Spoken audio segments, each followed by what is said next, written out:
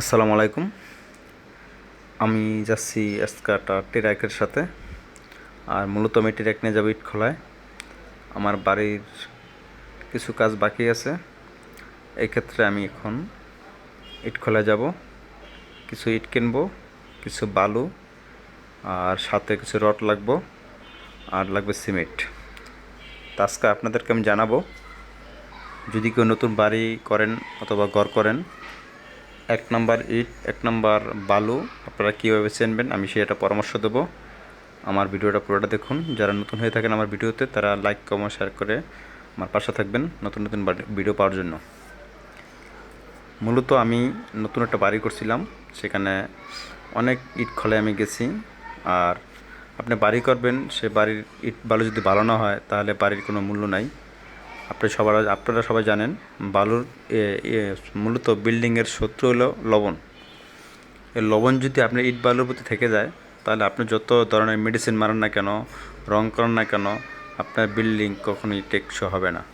তা আপনি কী করে 1 নম্বর বালু 1 নম্বর ইট চিনবেন, সেই পরামর্শটা আমি দেবো। সেটা হলো, আপনি প্রথমে 1 মুঠ বালু নিয়ে যাবেন। যে খোলা থেকে বালু কিনবেন, আগের দিন 1 মুঠ বালু নিয়ে আধা কেজি পানিতে ভিজিয়ে রাখবেন। ভিজিয়ে রাখানোর পর উপর থেকে পরের দিন পানিটা সেকে উপর থেকে আপনি জাল দেবেন একটা পাত্রে করে, অথবা একটা কড়াইতে করে জাল দেবেন। জাল দেওয়ার পর একটা নতুন কড়াইতে করে জাল দেবেন, যাতে কড়াইতে অন্য কিছু রান্না করা না থাকে আগে পরের।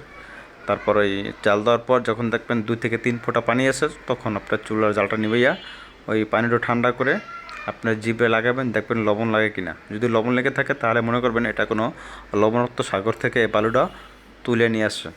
সেম ইটও এভাবে আপনি চেক করতে পারেন, যেন একটা ইট পানিতে ভিজায় রেখা, 1 থেকে আধা কেজি পানিতে ভিজায় রেখা একটা 1/2 ইঞ্চি অথবা একটা ইটের অংশ ভাঙ্গে ভিজে রেখে পরের দিন এই ইটটা ফালা দিয়ে পানিটা জাল দিয়ে আপনি মুখে লাগিয়ে দেখবেন যেন লবণাক্ত কিনা।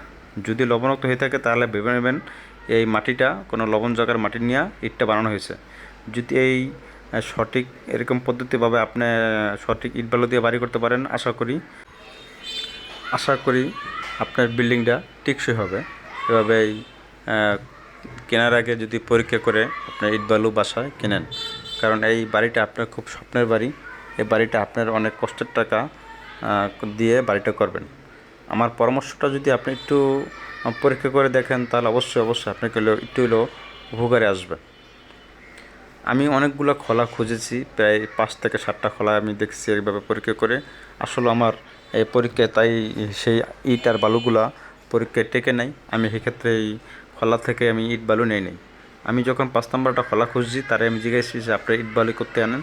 সে বলছে অমুক জায়গা থেকে আনি। পরে আমি তার কথায় বিশ্বাস না করে পরীক্ষা করেছি। পরীক্ষা করার পর দেখছি যে সাটক আসলে তার কথার সাথে আর তার মালের সাথে মিল আছে।